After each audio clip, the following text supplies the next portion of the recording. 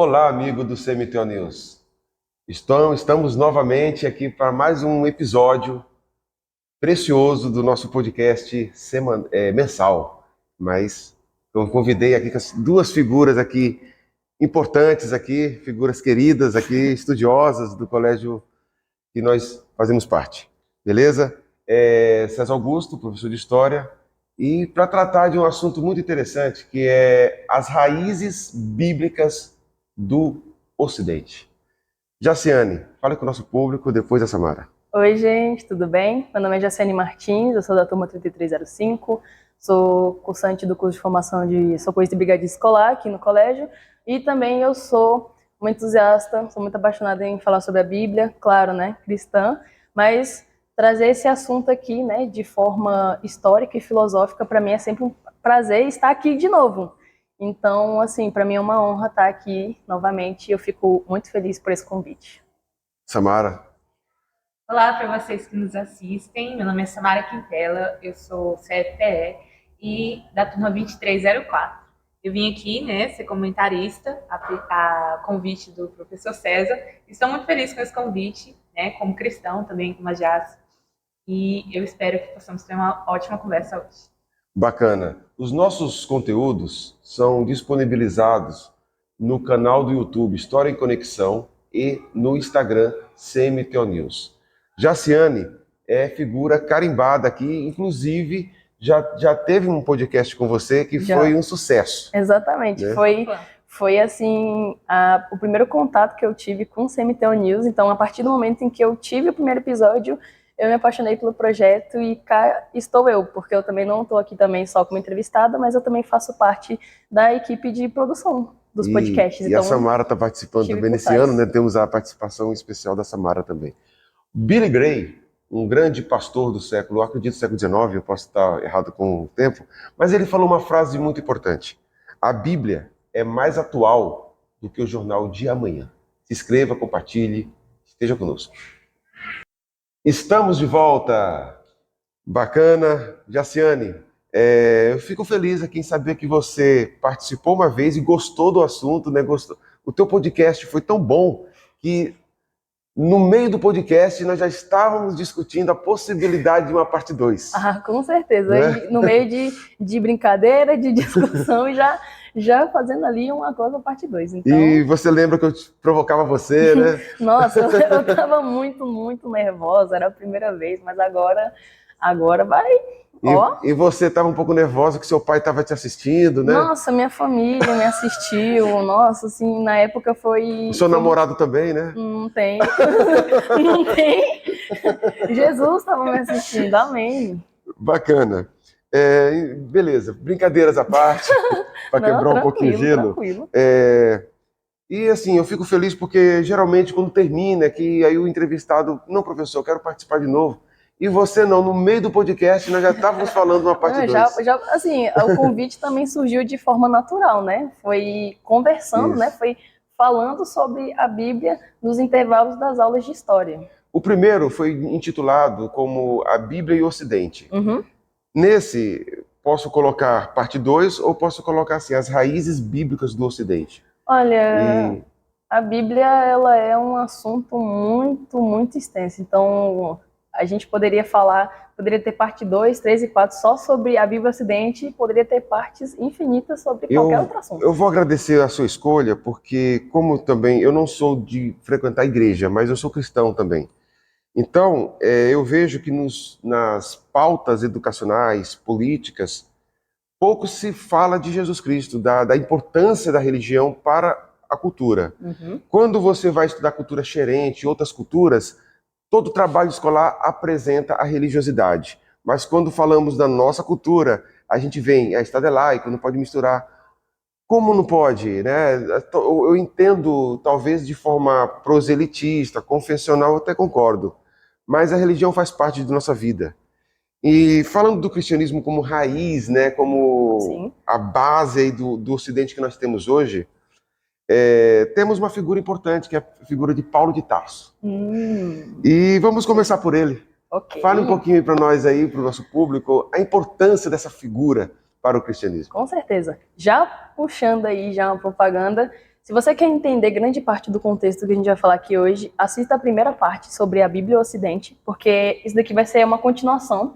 Então, sobre Paulo, após os livros evangélicos, né, sobre Mateus, Marcos, Lucas e João, em Atos vai contar a história sobre o apóstolo Paulo. Assim, após Jesus, ele, né, a história conta na Bíblia, né, que ele morre, ele ressuscita 3 dias depois. Após isso, ele deixou o seu legado, o seu ministério aos apóstolos. E Paulo, ele foi uma figura importante nesse sentido, porque ele foi um precursor, né, como dizemos também, da igreja primitiva, e a sua grande influência de Paulo de Tarso foram as suas cartas, as suas epístolas, se encontram, né, nos livros ali de Atos, entre o Novo Testamento.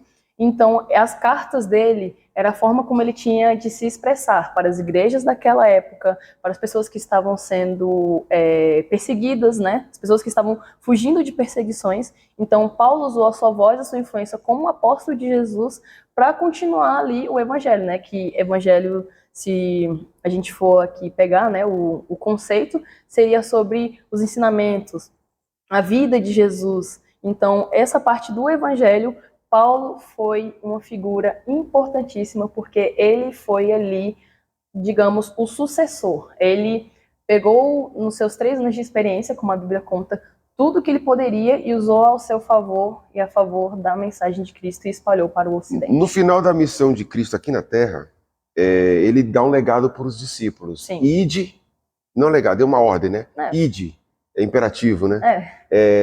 Pregai o evangelho, né, a todas as nações. Para provocar, você começa a perceber ali o primeiro sinal de catolicidade, né? Já vai começar. Que significa universalidade, né? Sim. Significa assim, porque os apóstolos, o Pedro mesmo, ele tinha um preconceito em pregar o evangelho para outras culturas. Sim. Tanto que tem uma visão de vários animais imundos, né? Que ele fala assim, não posso comer animal imundo. E Deus fala assim, não considere imundo aquilo que Deus purificou. Ou seja, as pessoas de outras nações, elas não são imundas. Exatamente. Exemplo, né? Então, o apóstolo Paulo, ele é justamente esse apóstolo que comanda, vou dizer que ele foi o principal, de levar o cristianismo para outras nações, Sim. outros povos, né? Primeiro sinal de catolicidade, Jaciane? Não.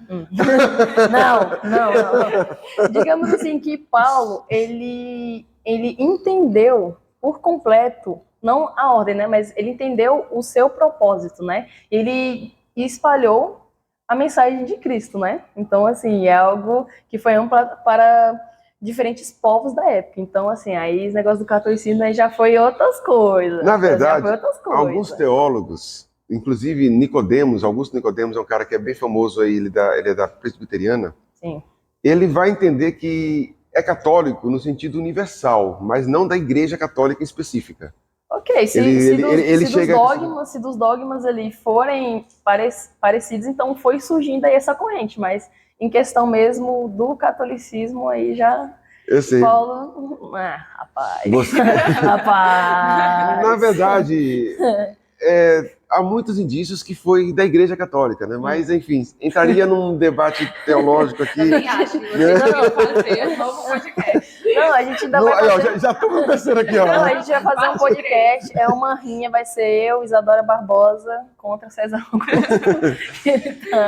Então, o apóstolo Paulo, ele viajou nas cidades da Ásia, da Grécia, e ali ele fundou igrejas, né? Então, muita gente acha, o materialista, o historiador que descarta a possibilidade do espiritual, mas o cristianismo é o que é por conta do apóstolo Paulo. Espiritualmente, a gente sabe que Deus tem poder, né? Então, se não fosse o apóstolo Paulo, poderia ser outra pessoa. Sim. Mas Deus arranjou um vaso importante, porque Paulo, ele era perseguidor. Sim. A história de Paulo é uma das histórias mais fascinantes da história da Bíblia. Exatamente. De tudo. Abraão, para mim, é uma história fascinante, porque Isaac, né, ele... Mas não vamos falar de Abraão, porque vai fugir do assunto. Sim. Mas Paulo de Tarso, ele era um perseguidor. Ele aterrorizava a igreja de Deus. E ele foi cúmplice na morte de um homem que que era um potencial ali, que era Estevão. Mas engraçado, Deus, engraçado assim, onde ele dizer, é curioso como Deus, ele lida com a situação, porque Estevão era um homem forte, cheio do Espírito Santo, segundo a Bíblia. Sim. Entretanto, não coube a Estevão ser esse apóstolo de gentios, coube ao perseguidor de Estevão. Sim. Aquele que estava ali ao pé de Estevão, quando Estevão foi apedrejado, ele jogava as túnicas nos pés de um jovem chamado Tasso, Paulo de Tarso, está em Atos. Uhum. E é curioso, por que não Estevão? Mas Deus queria que aquele homem ali, que aquele outro, né, que foi um perseguidor, e ele estava a caminho de Damasco, para mim foi uma das cenas mais emocionantes. Sim, onde que ele cai do cavalo, realmente cai do cavalo. Ele teve um encontro. E Jesus fala assim, Paulo de Tarso, por que me persegues? Por que persegue a Igreja Católica, Paulo de Tarso? Não. Eu sabia que ele ia lançar isso no final. Sobre essa história, assim, a gente pode ter um exemplo, né? Porque se você for olhar a história dos personagens, das pessoas que aparecem na Bíblia, são pessoas que são comuns. São pessoas que aparecem ali, né? Jesus não quis chamar os estudiosos, os especiais, os pequenos, né? Ele foi chamar os humildes, ele foi chamar as pessoas cotidianas. Pedro, né?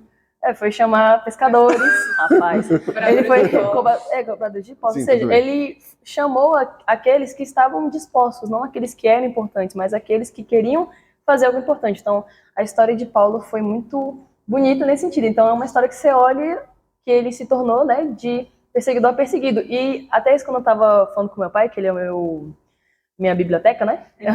Ele contou, né, que Paulo fez, assim, grandes aventuras. Ele foi perseguido, foi preso, se soltou, açoitado, viajou, fez várias viagens, abriu igrejas. Nossa, ele fez de tudo um pouco, assim. Eu passei mais ou menos, acho que um semestre, assim, estudando os materiais, assim, só sobre as aventuras e as epístolas de Paulo, assim, é muita coisa, ele fez muita coisa. E é uma lição para nós, que qualquer sofrimento nosso, a gente fica reclamando, né? Sim, é verdade. Para o nosso público, a gente faz essas brincadeiras, né? Mas, falando sério mesmo, o apóstolo Paulo, ele foi um grande ícone na história. A gente fica brincando, mas dá para entender. É importante ressaltar também que é por isso que ele fazia as cartas, né? Porque mesmo em meio a tantas tribulações que ele passava, toda a perseguição que ele passava, ele ainda se importava com o ministério dele de ajudar quem estava sendo perseguido também. Por mais que ele também estivesse sendo perseguido, né? E aí era por isso que ele mandava tantas cartas, como a Jéssica falou. Ele tinha um ar poético, uma via poética, né? Sim. Perseguidos, mas não derrotados. Ele tem umas frases assim, nesse sentido. E, infelizmente, falta um pouco mais de religião no currículo, né? E há um debate muito grande isso aí, que vocês vão perceber, em tirar o ensino religioso, porque diz que é preconceito com tantas igrejas. Mas quando vai falar do conceito de amor, cita-se muito Camões. Eu gosto muito de... Camões também fala bem, lógico, mas o Paulo de Tarso, o amor tudo sofre, tudo crê, tudo espera, tudo suporta. O amor não busca os seus interesses, é paciente, não deseja o mal. Uhum. Na verdade, pouca gente ama. Olhando pelo conceito de amor que Paulo fala, para mim é uma das descrições do amor mais belas que tem na história da literatura também. Verdade. Entendeu? E se for entrar nesse assunto aí, porque também uma parte que eu adoro, assim, e a gente vê que foi inspirado sobre o amor na visão de Platão, né? Que é o que o senhor descreve hoje seria também interpretado como amor incondicional. Não há condições, né? Como o senhor diz, né? Ele espera, ele sofre, ele crê, enfim, é um amor onde ele... Altruísmo, né? Isso, é um amor que ele é simples, ele não precisa de condições para que ele seja executado. Apenas existe, né? Amor. Nosso podcast, ele é o único que tem coisinhas gostosas, viu, gente? Verdade, amor. Fica à vontade aí, Samara. Sobre ali a literatura, a teologia da primeira parte da igreja, que vai se sistematizando, nós temos a patrística. Eu queria que a Samara falasse um pouquinho sobre o que é a patrística, o que foi, tanto para... A gente fica brincando aqui da teologia católica ou a protestante, mas é uma forma descontraída, mas eu acredito que seja possível entender o assunto. sobre a patrística, ela é importante para todas as teologias, tanto Sim, católicas quanto com protestantes. Fala um pouquinho sobre a patrística, o que foi, e apresente para o nosso público. Então, a patrística, né, como o próprio nome já diz, vem de padre. É a filosofia dos santos padres. Quem eram esses santos padres? Eram aqueles da igreja medieval, né, que foi da antiguidade Da para antiga, medieval. desculpa. Isso mesmo. E eles tinham o seu papel de levar essa nova religião, né, para o mundo. Ou seja, eles sistematizavam todo aqueles novos conceitos e aqueles novos princípios através de livros que até hoje são muito famosos, né? Podemos citar alguns, mas o foco nosso, até do nosso podcast, vai ser o Santo Agostinho, né? Que é Sim. um personagem de extrema importância. E essa patrística, ela foi muito importante porque, se não fossem esses primeiros padres, o cristianismo teria começado de forma tão dispersa, ou seja, ensinamentos, porque eles tiveram o papel de reunir os ensinamentos, tanto passado por Cristo, né, mas também pelos apóstolos. E aí eles sistematizaram, eles consolidaram essa nova religião. E Essa teologia cristã, isso, né? a teologia cristã, assim como também a metafísica cristã, né, que envolve o platonismo, que a Jéssica vai falar depois e tal. Então, ela é de extrema importância para nós. Bacana, porque quando o cristianismo ele começa a sair dos muros de Jerusalém, ele começa a se deparar com outras culturas. Exatamente. O mundo, como é que era o mundo que não era judeu? Era um mundo politeísta, poligâmico, grego-romano, todas aquelas práticas que são chamadas de pagãs pela igreja. Comumente, né? Exatamente. A filosofia, aqui vai quebrar um preconceito, que a igreja ela condenou os escritos, tal. Não, pelo contrário, ela preservou a filosofia grega. Sim. Preservou. O Platão, a filosofia platônica, depois, mais tarde, a aristotélica, lá com São Tomás de Aquino, elas se deparam com a teologia cristã e são mundos diferentes. Então, a teologia, o corpus doutrinário da igreja, ela é discutida, ela é sistematizada pelos pais da igreja. Quando fala padre, significa pai, entendeu? Então, vem Irineu, vem Eusébio.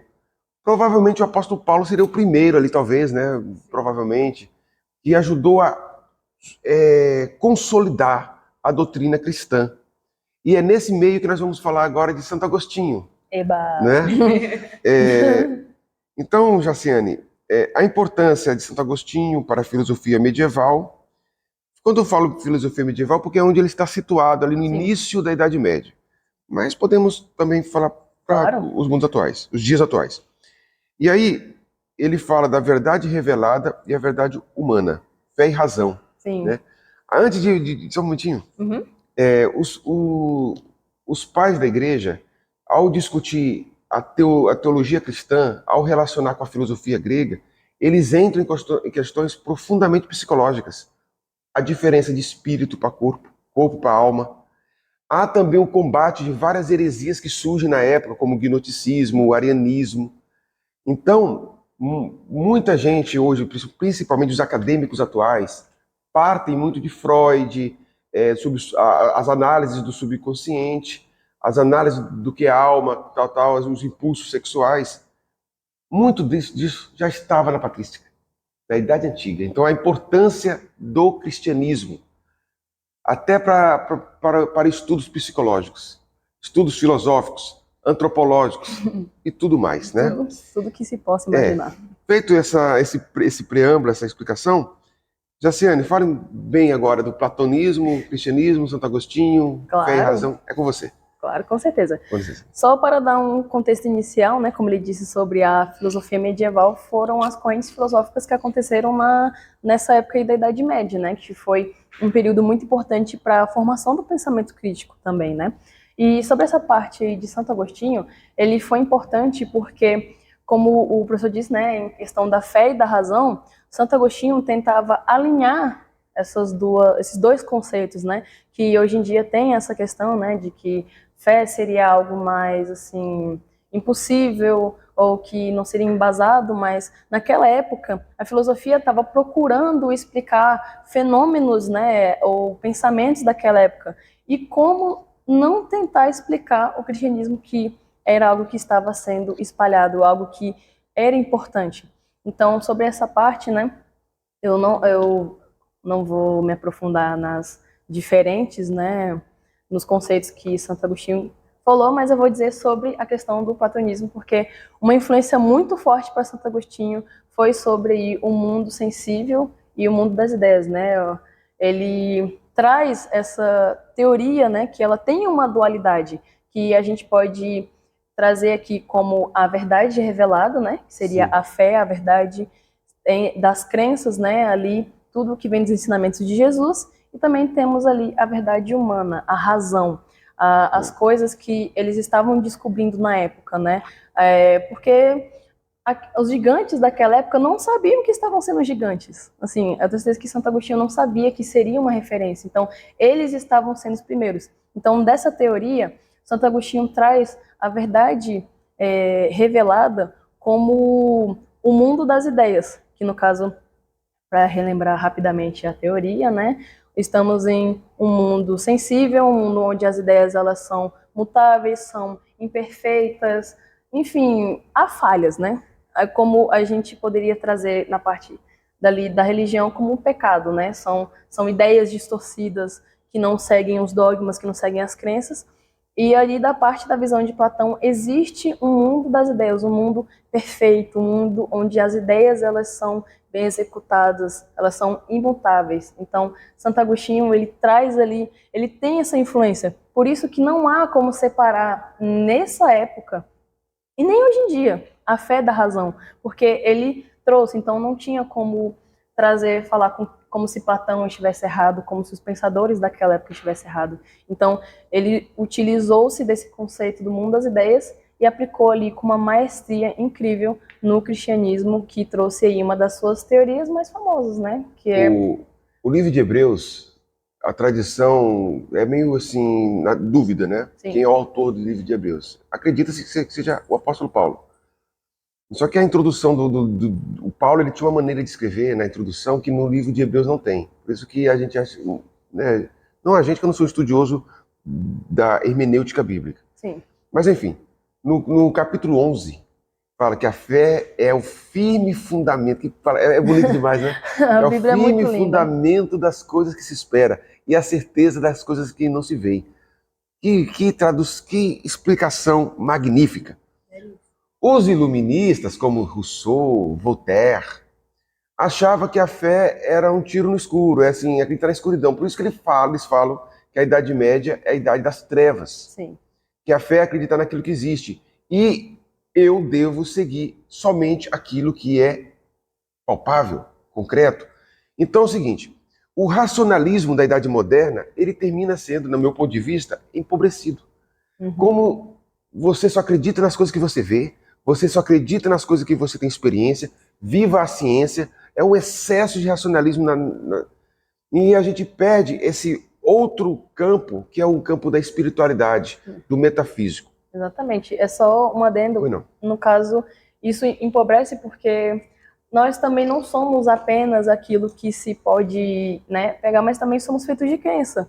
Nós não somos só matéria. Exatamente. Nós também somos feitos de crença. Então, tentar tirar isso, realmente empobrecendo aquela, porque tira uma luz, porque também somos aquilo que acreditamos. Então, estamos aqui hoje porque a gente acreditou em alguma coisa. Então, tirar essas crenças, tirar essa parte da história, seria realmente fechar seus olhos e só ver o que você pode tirar. E quando Deus faz o homem, ele faz um boneco de barro e sopra no homem o fôlego de vida. Sim. Mostrando que o homem é composto de barro e de, sim. Né, de um poder divino, que fez esse barro viver, né, ser vida. Sim. E se tornou né? a alma vivente. É espírito e corpo. 2:7.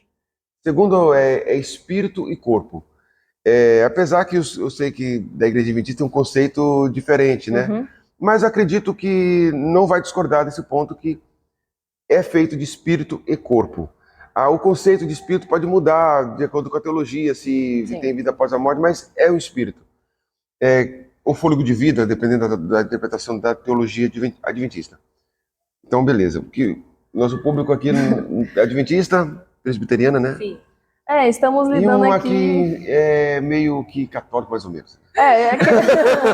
É porque um dos desafios, entre aspas, de quando o professor me propôs, né, a fazer sobre esse assunto, seria ele me cutucava assim várias vezes, olha, a gente vai falar sobre a Bíblia no contexto histórico, a gente vai falar sobre a Bíblia nesse sentido. Eu, sim, professor, não vou pender para nenhum lado, porque eu sabia que a gente tinha opiniões diferentes, então falar Sim. desse assunto realmente exige uma responsabilidade de tirar, não em questão das crenças pessoais, mas tratar da Bíblia ali na parte, não digamos que racional, mas ali sem prejudicar ou sem olhar por nenhum ponto de vista, olhar a Bíblia de todos os ângulos de uma forma justa.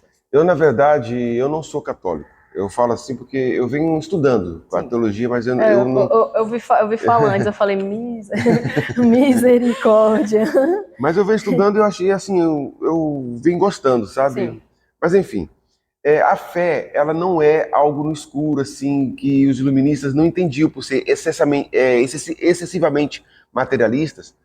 Depois veio o marxismo, que é muito materialista, esse é mais do que todos. Descarta essa possibilidade. A fé não é algo que vem assim, eu acredito que tem um Deus ou alguma coisa. Fé não é pensamento positivo. Tenha fé que vai dar certo. Isso é pensamento positivo. Sim. Segundo a teologia, a fé é uma graça que Deus coloca nas pessoas, naquele que crê, que ouve a palavra de Deus. Romanos fala assim, que a fé vem pelo ouvir e ouvir a palavra de Deus. Não fala que a fé é um pensamento positivo. Exatamente. Acredite que vai dar certo. Isso aí é pensamento positivo. Isso é ser otimista. Fé é algo muito mais profundo. E a fé, que é uma graça divina que lhe infunde na alma humana, é um mecanismo, é um caminho de buscar a verdade. Então o homem não é feito só de razão. A razão é um caminho, é uma busca pela verdade, mas só que ela tem limite. E completa-se com a fé para ter a visão beatífica de Deus, né? Com a fé que vem complementar a razão. A fé complementa a razão. Eu acredito que é por aí. Samara, fale para o nosso público que a Jaciane falou um pouco de como Santo Agostinho foi importante nessa junção do platonismo com o cristianismo, mas o nosso público, ele precisa saber quem foi esse cara. Quem foi o cara, Santo Agostinho? Ele foi o cara mesmo. Então, é muito interessante falar de Santo Agostinho, porque assim como Paulo, ele não era cristão, ele era pagão, né? E Mulherengo, né? Teve até um filho, né, aí fora da sua vida cristã. Eu sei o que ele fez no verão passado. Foi não. E essa conversão dele é tão incrível como a de Paulo, né? Foi influenciada por outro pai da igreja, né? Que é o querido Santo Ambrósio, né? Ele, ao conhecer, se converteu ao cristianismo e virou esse pai tão querido. Mas nessa vida dele, antes, nessa vida pagã, ele acreditava em realmente vertentes muito, como eu posso dizer, pagãs, no seu sentido mais literal. Ele acreditava no maniqueísmo, no hedonismo, né, que é a vida pelo prazer, pela Prazeres coisa carnais. Sim, exatamente. E ele era filho de uma santa também, que é a Santa Mônica, exatamente. Só que seu pai, ele era pagão também. E ele foi se converter ali, um pouco antes de morrer, ele se converteu. Mas a mãe dele teve esse processo muito importante na vida dele, porque ela, né, como conta a história, estava sempre ali intercedendo pelo filho, né, para que ele pudesse se converter aos bons caminhos, e isso aconteceu. Mas essa vida de pagão do Santo Agostinho, ele era muito estudioso. Ele era realmente uma pessoa que buscava o conhecimento, né? Ele estudou filosofia, estudou a literatura e a retórica. Ele virou professor de retórica, né? E isso é muito importante porque foi aí que ele realmente entendeu o cristianismo. Porque nessa busca pelo conhecer, pelo saber, ele começou a sentir um vazio dentro de si e foi em busca da verdade. Quanto mais ele conhecia, menos ele achava que sabia, entende? Então ele foi realmente atrás dessa verdade. E em busca dessa verdade, ele conheceu a verdade do cristianismo, né, como eu disse, através de Santo Ambrósio, e assim se converteu ao cristianismo, virando aí um dos pais, um dos maiores pensadores da história cristã, da história do Ocidente. Sim. Não é só do cristianismo, do Ocidente, né? Do mundo, vamos dizer assim. Sim. E como a Jess falou, o platonismo, ele influencia fortemente no pensamento de Santo Agostinho, né? Até porque ele era estudante de filosofia, ele sabia muito de filosofia, então é óbvio que ele usaria o que ele sabe, né? E até porque essa era a forma de você converter os gentios, né? Era essa forma de converter os romanos, usar aquilo que eles já conheciam, que era a filosofia. E aí, como o professor César falou, Santo Agostinho nunca quis desmentir a filosofia, ou então nunca quis colocar ela como errada ou como uma heresia. Muito pelo contrário, ele usou conceitos, né, da filosofia e adaptou para o cristianismo. E através disso ele conseguiu sim converter muitos romanos. E é assim que nasceu a metafísica, né, cristã, onde explica a razão e a fé, né, que é a junção delas, uma anda com a outra e uma não é menos importante do que a outra. Mas também ele tem a teoria da revelação divina, né, a teoria da iluminação, que é como a fé ela só vem através de Deus, como o senhor falou, né? Não é algo do nada que nem ele teve, não, que nem ele não teve no caso. Foi realmente uma inspiração de Deus para com ele. Bacana. Você que nos assiste, não esqueça de compartilhar, de curtir, de ser um seguidor. Vai meu agradecimento aqui à Nájila, que é representante da equipe da biblioteca, ao Pedro Henrique, São Paulino, gente boa, prestes a casar, né, Pedro Henrique?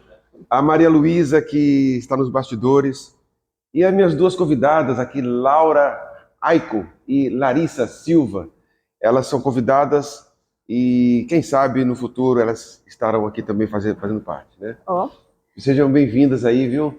Um abraço para vocês. Elas não substituem nossas cadeiras aqui, né? Vocês estão na terceira série, né? Tá acabando. Tem alguém de olho na sua vaga, viu, Samara? Vixe, Samara não, Jaciane. Vixe. Mas, na verdade, aqui tem um lema: ninguém substitui ninguém. Cada um ocupa o seu espaço. Exatamente. Não é mesmo? Nossa. Só lembrei disso por sua casa. Vocês vão sair do projeto porque vão sair da escola, mas não quer dizer que vocês vão sair do projeto. Vocês podem estar sempre apoiando. Claro, com certeza. E vocês deixarão as suas impressões. Nosso legado. Já deixaram, né? E só estão construindo uma cada vez mais. Bacana? Bacana. E não seja o quê? Não, vacilão. Não seja vacilão. Não seja vacilão. Gente, vamos continuar no mesmo assunto. Já falamos aí de Santo Agostinho, da filosofia. A terceira pergunta é basicamente seguindo o mesmo caminho. Sim. Fale um pouco mais da influência do cristianismo para a filosofia ocidental. Quase já começou, né? Exatamente, como aqui, né, já falado, na filosofia medieval a patrística foi algo importante. Eu diria assim que num contexto inicial, os primeiros registros, né, que a gente tem, a primeira coisa que a gente teve foi a Bíblia. Então, assim, a Bíblia foi um instrumento assim, de referência, né? Foi o primeiro livro a ser prensado na prensa de Gutenberg, né? Que é muito famoso. Então, acaba com que a Bíblia, ela foi um objeto de estudo, ela é um objeto de estudo de acordo com várias áreas. A gente pode pegar aí na parte jurídica, filosófica, econômica. Econômica. Eu não sei se eu falei... do dinheiro, né, que você falou. eu não sei se eu falei isso no primeiro episódio, mas eu falei que a Bíblia é uma coisa que ela mais fala de dinheiro. Eu lembrei. Sim. Eu reassisti esse episódio antes. Professor. Não consegui, morri de vergonha. Eu era muito diferente, mas enfim. Mas na parte da filosofia, a Bíblia ela foi um primórdio do objeto de estudo, até porque a Bíblia ela é um livro completo, né? Completo. Um livro assim que traz tantos e tantas áreas de conhecimento, tantos exemplos. Então, aquilo foi influência para os filósofos da época, né?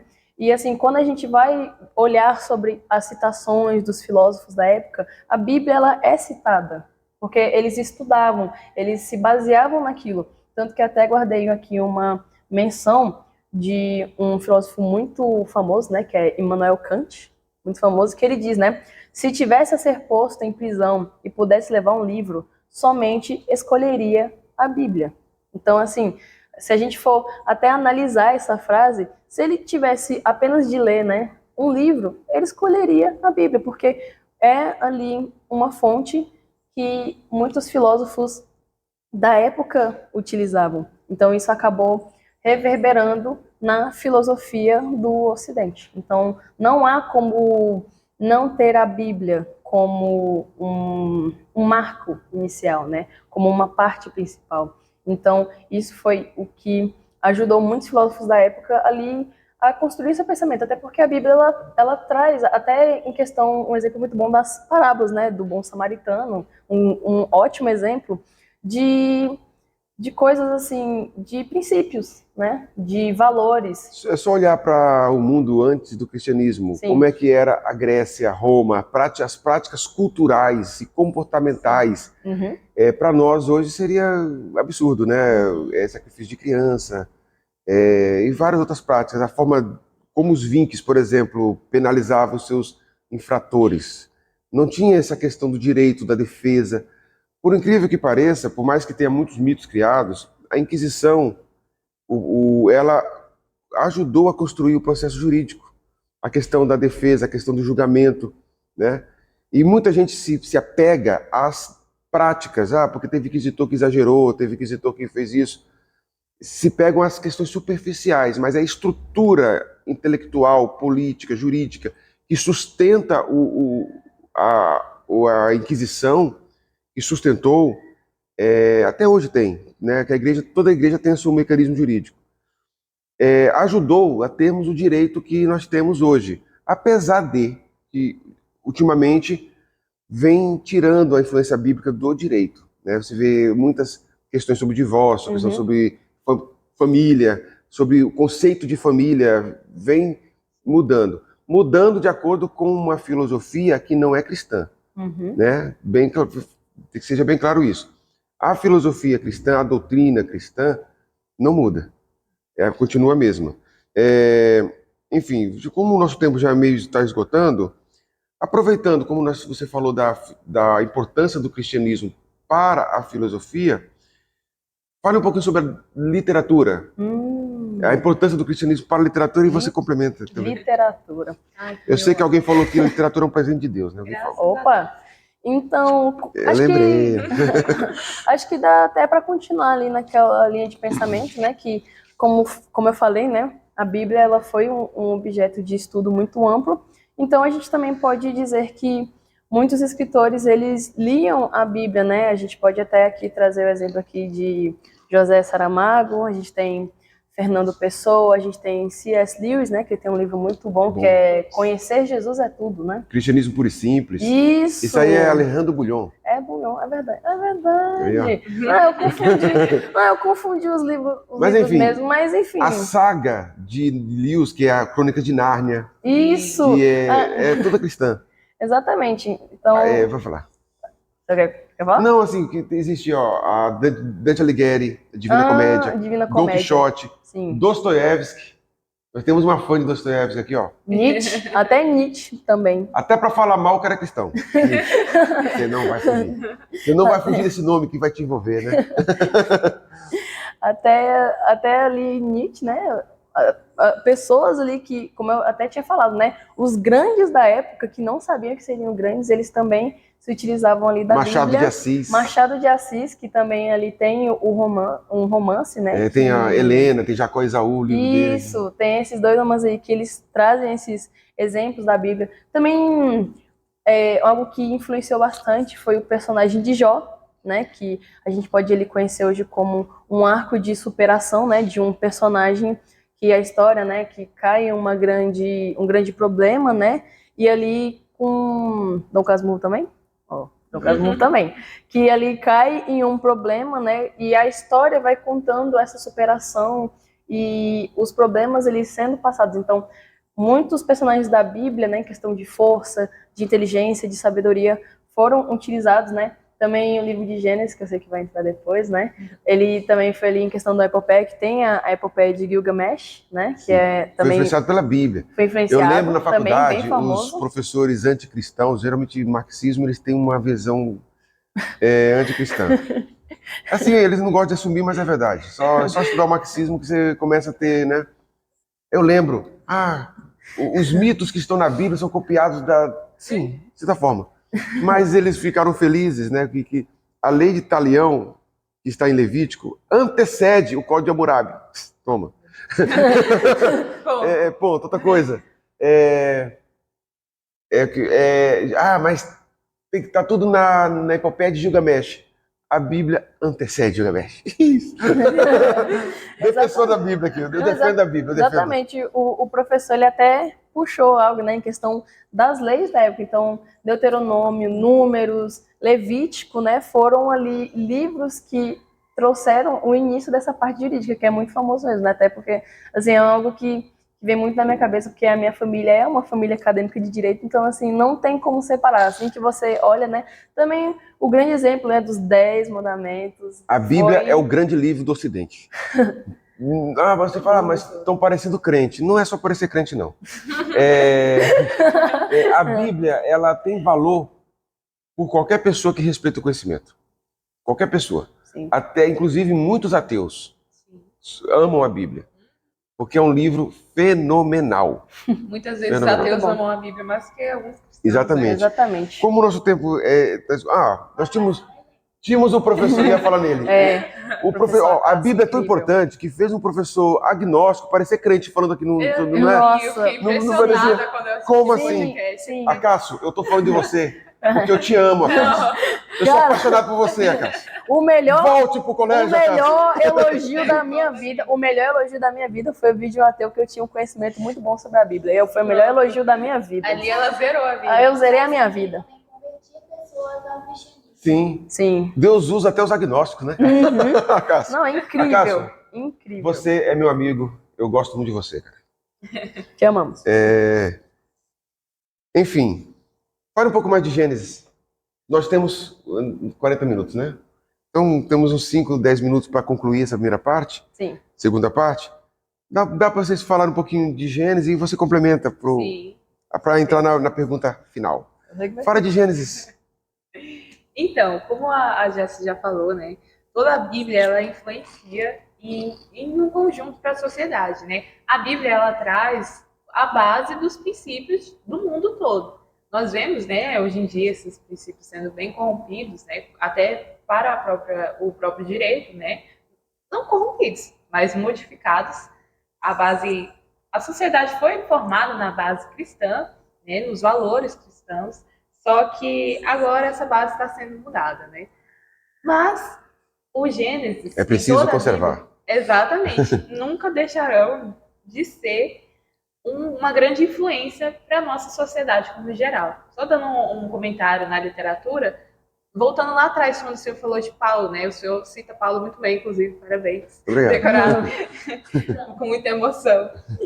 Então, não só os ensinamentos da Bíblia, mas também a forma de levar o evangelho, ou a forma de se falar, né? Como Paulo falava, influenciou e para sempre influenciará toda a nossa sociedade, né?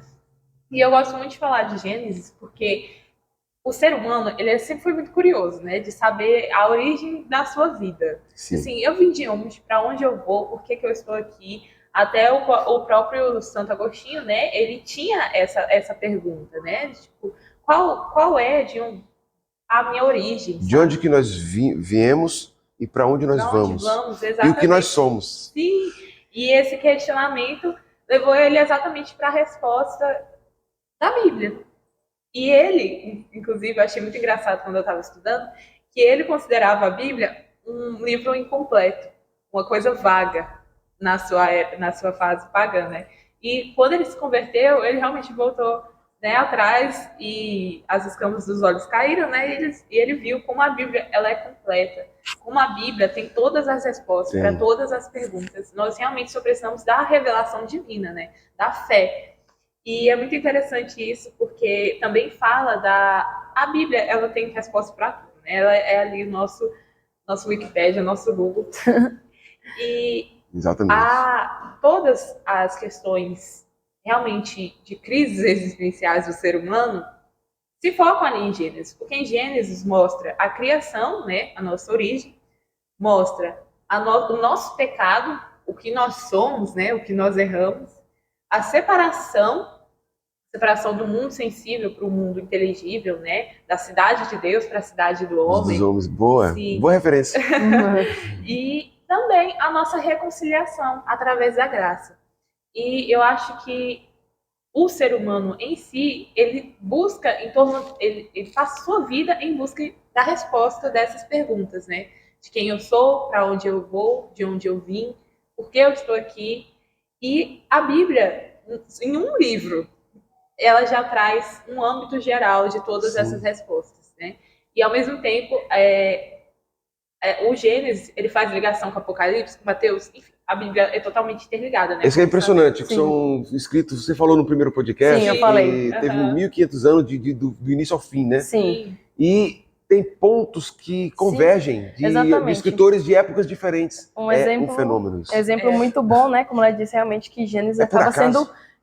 sendo a Bíblia não se contradiz, é incrível que ela não se contradiz em nenhum ponto. Como ela diz, né, Gênesis acaba sendo um capítulo coringa, que realmente se interliga em todos. Também tem exemplos muito bons, eu também já deve ter falado no antigo, que é que as profecias de Daniel, elas se encontram em Apocalipse, então elas se interligam e são de tempos diferentes, histórias diferentes, então de pessoas diferentes, pessoas inspiradas diferentes, então a Bíblia, ela tem esse cuidado de não se bater, não se contradizer em nenhum momento. O interessante é que o racionalismo que foi trazido ali pelo Renascimento coloca, no final das contas, cada homem tem sua própria verdade. Cada homem é seu próprio Deus. A verdade é relativa. Desta forma, gente, a sociedade ela se fragmenta. Sim. É só tomar, por exemplo, uma família, onde a mulher pensa de uma forma, o marido pensa de outra, a criança, os filhos pensam de qualquer forma. Não há uma coesão, algo que liga. A religião, ela eu digo assim, que numa parede, a religião é o cimento. Ele que faz, que firma, que faz eu pertencer à minha esposa, que faz a esposa pertencer a mim. Sim. Na filosofia moderna, isso é agressivo que eu estou falando. Demais. Mas eu não ligo para eles. Seria ali... Vão te cancelar, professor, cuidado. Não, cancelar por eles é bom. Na primeira vez eu tinha medo, eu falei, meu Deus, daqui vai ser cancelado. Assim, acaba que realmente a religião, ela é um ponto de equilíbrio, né, sobre isso também. Mas a religião, ela dá o fundamento de qualquer sociedade. Sim. A verdade é sim absoluta. Exatamente. Ela pode ser relativa no sentido de eu fazer uma comparação da religião hinduísta com a religião europeia. Olhando o hinduísmo e o cristianismo, tudo bem, é relativo, mas... Tem um ponto de equilíbrio. Mas para o indiano, o hinduísmo é absoluto para eles. Sim. Assim como o cristianismo é para nós. Eu não sou indiano. É isso, acadêmico. Exatamente. Você não é japonês, você é brasileiro. E o título é Raiz do Ocidente, não do Oriente. Exatamente. Então, acaba também assim, a Bíblia, ela traz todas essas questões, até diremos que problemas, esses tabus, e concentra em uma única resposta. Então, não é um problema que se diverge em várias respostas diferentes. É vários problemas que se encontram em uma resposta. E outra coisa, hoje em dia nós temos um negócio de querer ser legal. Olha, a Bíblia mesmo fala que os medrosos serão colocados para fora do reino de Deus. Uhum. O corajoso, a gente tem que ter coragem. Se alguém cancela, problema. Você tem que ter coragem de defender seus princípios, seus valores. Se eles têm coragem de defender o que eles acreditam, você tem que acreditar no seu. E o mundo é assim. Sim. Beleza? E para concluir, por quê? Mas antes disso, eu vou indicar o mesmo livro que eu indiquei lá no primeiro podcast. A Divina Comédia, de Dante Alighieri. Eu quero ler. Eu quero muito ler. Vou indicar a literatura de Dostoiévski, Tolstói, amante da literatura russa ali. Bom. Indique um livro. Conhecer Jesus é tudo. E você? Conhecer Jesus é tudo. Eu, obviamente, vou indicar uma de Santo Agostinho, que é A Cidade de Deus. Eu comecei a ler no meu estudo, né, que já faz um tempo que eu estou estudando sobre esse tema, e é incrível. Sério, é incrível. Apenas não, peraí, eu vou indicar um livro. Deve ter PDF. Eu vou indicar um livro da Bíblia. Claro, né, tem que ter um livro da Bíblia. Olha, eu diria assim que a Bíblia, ela é multifacetada, mas assim, o que mora no meu coraçãozinho é o livro de Eclesiastes. Então, se você quiser começar a ler a Bíblia olhando um lado filosófico sobre a Bíblia, que diz que tudo é vaidade de vaidades, tudo que a gente faz é correr atrás do vento. Então, assim, se você quer começar a Bíblia com esse sentido, que eu acho que é muito bom, comece pelo livro de Eclesiastes. Bacana. E por que é importante ler a Bíblia? Opa! Em poucas palavras aí. Não, acho que esse aqui já é o É o desfecho de tudo, Sim. né? é o como Chave que é? de ouro. É o clímax. Eu tava clímax. lembrando, é o clímax. Então, acaba sendo um pouco complexo porque, né, eu tenho duas coisas, né, daqueles que são cristãos e daqueles que não são, né? Como a gente já disse aqui várias vezes, porque a gente está dizendo da Bíblia não como um livro apenas de religião, como um grande marco, né, da sociedade. Mas eu diria que, claro, que para quem é cristão, a Bíblia ela é essencial, porque é todos os conhecimentos que trazem ali de Jesus, daqueles que acreditam. Então, a Bíblia ela é completa sobre tudo nossa fé, quando a gente está triste, a gente está feliz, a gente está angustiado. Tudo que diz em relação à nossa fé, a Bíblia ela tem essa resposta. Então, eu diria que para você ter um bom relacionamento com a sua fé, com o seu relacionamento com o Deus, né, que nós aqui acreditamos, eu diria que a leitura da Bíblia é essencial, porque a gente tem que estar em comunhão com Deus, tem que ter esse contato, fortalecer a nossa fé. Então, a Bíblia, ela é essencial para isso. Eu diria que você tem que andar de mãozinhas, né? Você tem que ficar de mãozinhas dadas com a Bíblia, para você ter um bom desempenho da sua fé, da sua religião ali, aqui, né, na Terra. Importante, bacana. Eu vou falar do livro de Gênesis, porque, na minha opinião, o livro de Gênesis ele está ao lado da Odisseia. São obras literárias que marcaram a história da humanidade. Sim. Shakespeare, como é que eu posso esquecer de Shakespeare, gente? Não pode, Incrível, né? incrível. Mas, assim, fala-se muito da Odisseia, porém, precisava dar atenção também para Gênesis. Sim. A história de Abraão, a história de entregar Isaac aceitar, né? É isso. Poderia... Não, eu só terminaria assim dizendo que em questão disso eu falei, né, no sentido religioso, mas acho que também falta dizer para quem não é religioso, né? Então eu diria assim que a Bíblia, ela querendo ou não, foi um início, foi um escrito que trouxe e ela é uma coisa completa, né? Como eu já Até também... para ser ateu, né? Como é que o cara vai Exatamente. negar aquilo que não existe? Exatamente. Ele tem que negar o que existe. Temos que conhecer. Exatamente. Como é que ele vai negar o que não existe? Então, se ele está negando, é porque existe. Né? Não é ateu. Meu Deus. Como o próprio nome diz, né? A Bíblia, ela é uma biblioteca. Então, assim, ela é um livro muito importante. Ela traz muitos conhecimentos. Ela fala sobre filosofia, fala sobre economia, fala sobre a família, fala sobre tudo que está ao redor. Então, ela é um livro, a Bíblia é um livro que formou a nossa sociedade.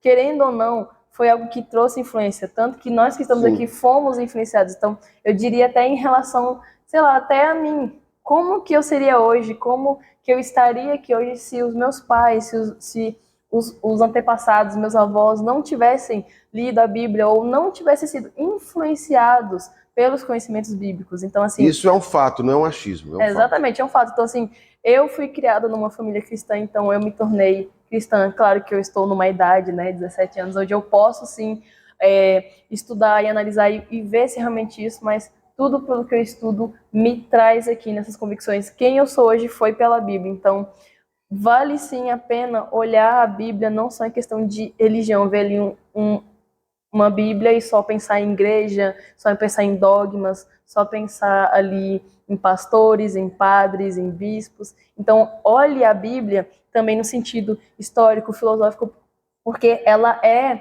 um início, ela é o começo. É a base, né? Ela é a base, ela formou as sociedades que conhecemos hoje. Exatamente. Os filósofos, os grandes dos grandes, eles liam esse livro. Então, por que não nós que estamos aqui ler algo que passou séculos e séculos, problemas e problemas, ela continua se mantendo propriedade atual, privada, o respeito do próprio corpo, atual, a temperança, e útil. Exatamente. a saúde, tudo, e muita coisa. Tudo. Então, assim, a pessoa pode até não se pautar pela Bíblia, mas ela não pode falar que não é importante. Ela não consegue dizer que a vida dela não foi influenciada pela Bíblia. Então, olhe a Bíblia de todos os ângulos, porque ela se encaixa em todos neles. A Bíblia, ela é um livro completo.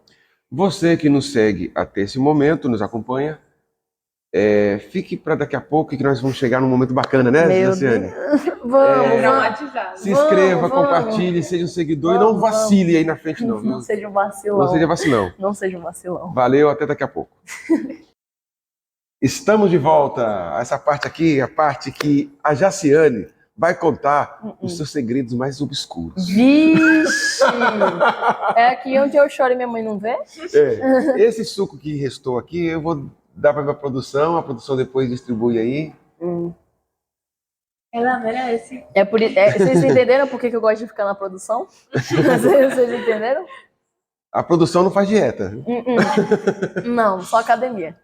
Pessoal, Jaciane, Eita. eu acho que eu peguei leve, eu até me arrependi aqui. Ah, que pena!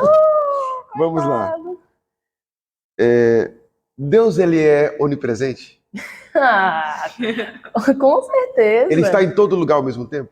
Sim. Então, por que quando eu vou falar com ele, eu olho pro céu?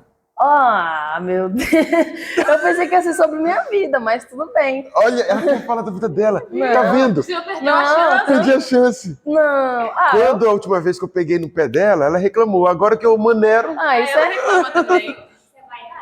Aí, é verdade. já diz Eclesiastes, E você, vaidade de vaidade. Se Deus está em todos os lugares, por que quando eu falo em Deus, eu penso só em olhar, eu olho só pra cima? Porque nós Eu temos posso olhar para baixo, olhar para o lado, que ele está em todos os lugares. Isso é verdade, mas no caso assim, foi criado, não, realmente ele tá certo, mas assim, foi criado no contexto de um pai que habita nos céus. Então eu acho que as pessoas ainda, um pouco de nós, é aquela coisa palpável. Então, quando a gente lembra de um pai que habita nos céus, a gente tende a olhar para o céu. Então, também, muitas das coisas que são influenciadas da Bíblia, a gente ainda pensa hoje, em questão do, assim, nossa, daria só um podcast em questão do conceito de céu e inferno, de pensar que o céu em cima, o inferno é aqui embaixo da terra, cavou aqui, cavou, você acha que você acha o núcleo da terra. Boccaccio desenhou o inferno, um ciclo assim. Que o inferno é que nem como a gente diz, né, o Divina Comédia, a gente vai achar aí os círculos, né, que vai descendo, vai ficando pior, vai arrochando. Então a gente tem uma visão, digamos que mesmo que ainda tenha o conceito, a gente ainda tende a trazer tudo material, tanto que até a gente pode trazer isso para a ciência, né, que existe um fenômeno que onde a gente está olhando, sei lá, uma nuvem, a gente está olhando alguma coisa, a gente consegue enxergar alguma forma naquilo, o nosso cérebro ainda assim tenta enxergar formas humanas ou formas do nosso cotidiano em objetos inanimados. Então, da mesma forma que a gente procura ali a forma de cachorrinho no céu, a gente tenta também se voltar para algum lado em questão da religião. Ó, que legal, José. Não. Representou. Representei. Essa cruz, ela tem uma função de seguinte: qualquer um que assiste, que deseja o mal pra gente, bate aqui e volta. Em questão dos comentários. Bate aqui e volta. Ó, os comentários são comentários inteligentes. Mesmo discordando, seja inteligente, E beleza? educados, por favor, gente. Porque os que não são inteligentes, eu simplesmente deleto, nem dou trabalho. Nem pense que eu vou responder, eu não perco tempo com isso, eu só deleto, entendeu? Se for inteligente, mesmo discordando, eu aceito. Aí, beleza. Jaciane, com qual idade uma pessoa pode ser considerada velha para morrer de velhice? Velha para morrer de velhice? Com quantos anos a pessoa pode ser considerada velha para morrer de velhice? Uai. Eu tô com perguntas maneiras, ó, só perguntas assim. Eu tô gostando dessas perguntas, tá melhor do que projeto de vida. Olha, legal você. Eu gosto do sincericídio, eu gosto. Eu também não projeto de vida. Desculpa, professora. Eu não sou politicamente correto. É verdade, ele é politicamente incorreto. Então, olha, existem muitos conceitos do que seria ali a velhice, né? Geralmente, assim, no início, assim, juridicamente a gente começa entre os 60 anos, 70, porque a gente sabe que a expectativa de vida ultimamente gira em torno da casa dos 70 anos, né, por aí, apesar das evoluções com o tempo, né, apesar de que na Idade Média ali o tempo médio de vida era uns 30 anos, se fosse 40 já tava velho. Então, assim, é o chato do depende, né, mas a relação é o chato do depende. A relação que eles tinham com a morte não é a mesma nossa, eles não tinham medo da morte. Não tinha. Paulo também não tinha, né? Para mim, viver e morrer é triste, morrer é lucro. Então, o verdadeiro cristão não deve ter medo Não, da morte. assim, já dá pra saber que Paulo não tinha medo da morte a partir do momento em que ele saiu ali no campo de batalha. Já Então, hoje já- em vista a tantas coisas materiais, nós terminamos nos vislumbrando com as questões Isso que eu ia terrenas. falar, é um materialismo, né? Exatamente. Exatamente, olhar pro céu. Jaciane, Adão e Eva tinham umbigo? Eu não tava preparada. Eu não tô aguentando a pergunta, não. Ué, devia ter, não. Não, assim, eu diria que Cristo não criou eles. Eles não foram gestados por uma mulher, né? Eles não foram gestados, mas eles foram criados ali já com um rascunho final. Então, eu acho que ele não ia pensar, meu Deus, esqueci o umbigo. Meu Deus, não, esqueci o umbigo. Eu vou ter que adicionar depois, deixa pro próximo ali. Mas diz pro que Adão próximo. foi feliz porque foi o único que não teve sogra, né? Eu acho que se tivesse sogra, ela teria sido o início dos problemas. Pois é. Jaciane, qual é o principal problema dos seres humanos? Essa pergunta é mais séria. Ai, nossa, eu tô adorando essas perguntas, cara. Eu tô amando. Não, assim, eu diria que no caso, os problemas dos seres humanos, eles vão mudando conforme o tempo, né? Que eu diria que no início ali, no primitivo, o que era o problema do ser humano? Comida e água. Potável, né? Então a gente já começa aí. Então, com o tempo, acho que eu vou trazer pra modernidade, que eu acho que o problema hoje que está sendo, né, como a Adoro Bauman, que está sendo tempos líquidos, né? Eu diria que Bom demais, ele. a vida, ela está perdendo a essência, né? Então, com a correria, então, de hoje em dia, a gente perde a essência com coisas que a vida está se tornando fútil.